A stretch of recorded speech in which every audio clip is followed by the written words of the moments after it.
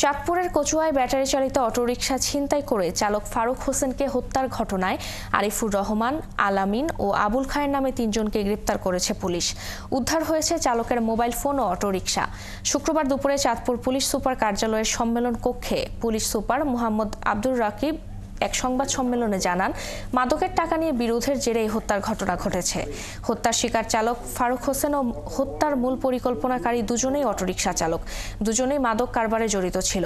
৫ ফেব্রুয়ারি নিহতের স্ত্রীর দায়ের করা মামলার ভিত্তিতে চলা তদন্তের এক পর্যায়ে ১৯ ও ২০ ফেব্রুয়ারি দুদিনের অভিযানে চট্টগ্রাম ও কুমিল্লা জেলার বিভিন্ন স্থান থেকে ৩ আসামিকে গ্রেপ্তার করা হয়েছে। আসামি আরিফের দেয়া তথ্য মতে মোবাইল ফোন ও অটোরিকশা উদ্ধার হয়েছে।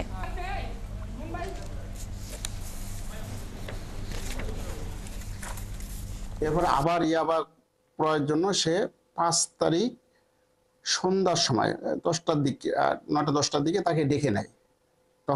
তখন তারা ওর আসামির বাড়ির পাশের একটা সুবিধাজনক একটা নির্জন স্থানে সেখানে নিয়ে যায়, কথাবার্তা বলে।